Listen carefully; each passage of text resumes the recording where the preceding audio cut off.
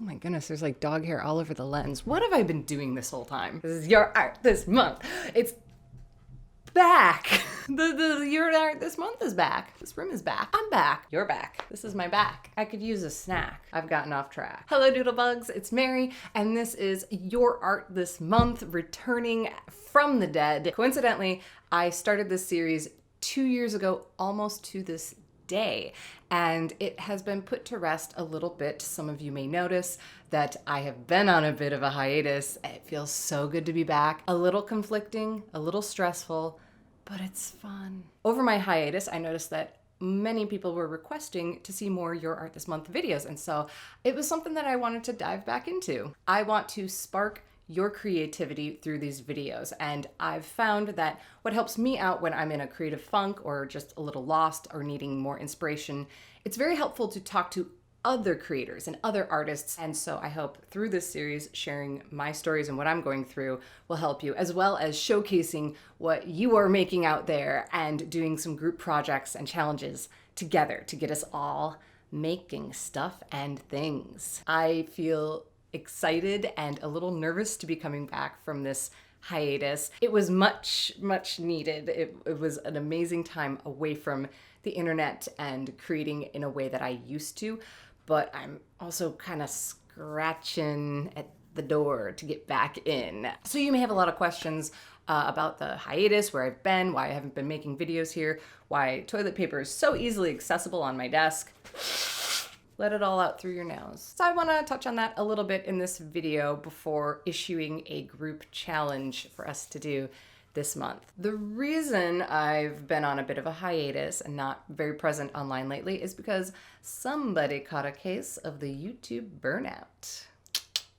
That's me. Burnout has been a word that has thankfully been bubbling to the surface and in the spotlight. I feel a lot of guilt for stepping back. I'm realizing that it is something to take a little more seriously and learn how to take time off in a responsible fashion. I don't know how much I want to get into this in this video. I feel like dealing with burnout deserves its own video, and I feel like that it's a very universal thing that is experienced not just in the creative world. Once I learned that and then learned a little bit more about what exactly burnout is, I think it helped me to accept that that was what was happening.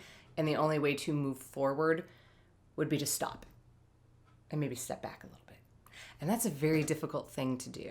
But that's for later. Right now, I am reveling in the fact that I'm feeling good about creating stuff for the first time in months, possibly years. So much has happened in that amount of time. Let's see. I've gotten a dog, I've gotten engaged, and I skipped something in the middle. But I've also made time to make things that I've never made a priority before, but I've always wanted to do. In the time that I took off, I was very careful to not fall into old work habits, because that's what got me in a rut of burnout in the first place. And the whole point of taking time off and recovering is to pull yourself out of that. And the best way to do that is to do things radically differently beyond what I'm drawing and painting, but changing up the materials themselves. I've been trying new mediums. I've been writing more. I've been dancing to myself. I've been singing to myself. I've been going out with friends and having adventures. I've been experiencing what other people make more. And it's a very refreshing feeling. If you want to share your art, it's like you're pouring some of yourself into other people's cups. But once your cup is empty, how can you share? You must refill your cup from other people and pass it around. So that is one way I've found that is very helpful to kind of replenish yourself, is to absorb what other people are creating. So I've been trying to think of some fun new challenges and things to bring to the community. I'm very sure that if you are making art and you are trying to get your art out there, you're also feeling that pressure of, do I post enough? Am I posting the right things? Is this the right hashtag? Is it the right time of day? Is it reaching my target audience? It's so easy to overthink things these days, and I am naturally an overthinker. And in this time off, I've realized that it's important to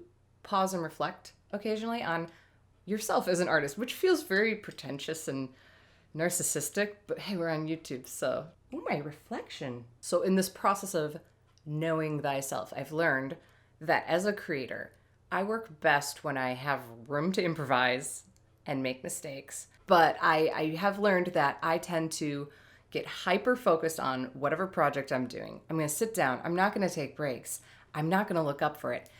And I'm going to feel like I need to finish this all right now. This all has to happen right now, which is great for small little baby step projects. But when it comes to taking on a project, let's say creating a children's book, you can't do that all in one day or in one sitting. My work drive tells me you're not getting up until this is done, Missy. And that's a problem. Another thing that I found was helpful in bringing back some of that creative spark is to give yourself some challenges, short-term, tiny, bite-size. Your bar, no, that bar is way too high. Lower, no, too low. You want the bar right about there so you can casually walk on under it. Which leads me to this month's challenge. For this month, I want to do a 10-day doodle challenge. Here we go. You're going to need a subject or a theme to work with. It can be one you come up with. It can be given to you by a random person. If you want to make it easy, make it something that you love. Over the course of 10 days, you're going to take that theme and do a 10-minute daily doodle. So every day for at least 10 minutes, you're gonna make some sort of sketch, a painting, and you're gonna try and do that for 10 days straight. Daily doodle, 10 minutes of drawing, 10 days straight. If you wanna spend more time on these, that's fine. I choose 10 minutes because, like I said earlier, if you give yourself an easy bite-sized little challenge, lower that bar, then it makes it easier to achieve. And when you achieve something, it makes you feel good about yourself. And when you feel good about yourself, you're more inclined to continue with that behavior. So I'm trying to train you and train myself to do daily doodles again. I'm going to be starting with this challenge today on my Instagram page. You can follow me there. I'll be posting every day and hashtagging my stuff, YATM. You do the same. And at the end of the month, I'll be sharing some of the stuff that you make. So if you want to participate in this challenge and post things online, you can tag me at Mary Doodles on Instagram and on Twitter. And you can try Facebook. I'm going to try and keep up with checking Facebook. But Instagram and Twitter are the two things I tend to check the most. I look forward to seeing what you make. I'm excited for this. I'm excited for being back on the internets. Tomorrow is going to be a self-portrait compilation because last week's video was my 2019 self-portrait. I now have 4 years in a row of doing this. So I've been lining up the pictures and just reflecting on myself. Look at you in there. Look at you. Why would I do that to me? So if you missed that self-portrait, you can find it on my YouTube channel. I'm also going to be posting a compilation video tomorrow of that, as well as a fun little Valentine's Day video this week. Yes, I am moving forward going to be uploading on Wednesdays, Thursdays, Fridays. I want to bring to you more of these discussion videos and try opening up those lines of communication again in a fun way where I don't feel pressured to make all my videos look like everyone else's on YouTube. You know that feeling. Blah. Also, I made a art book for the first time over on Patreon. It's an exclusive benefit. It's just a collection of scribbles and doodles from the previous year because there's so much in the sketchbooks that just gets forgotten and lost. So it's kind of fun to put it all in a book and collect it. You can find that at patreon.com/MaryDoodles. I'm Mary Doodles on the internet all over. I'm Mary Doodles right here. You're you over there. Stay there. Don't come through my screen. And let me know in the comments, what are you looking forward to seeing return on this channel? Because I'm planning a whole bunch of new fun stuff, as well as some going back to some old games and types of videos. And if there's anything you've been hankering to see from me, let me know. Oh, and if you would want to help this channel out, just sharing these videos at this point and tweeting and posting on Facebook and like screaming to the hills, the doodles are back. And maybe knocking on doors, not too late at night, but like at an unnerving time of night where people are like, maybe it's an emergency. It helps and it's fun. And who knows, maybe you'll get candy because people are like, oh, is it Halloween? Quick, give them the candy. You never know. Be safe, be sketchy, and be you, doodlebugs. I'm out. Goodbye.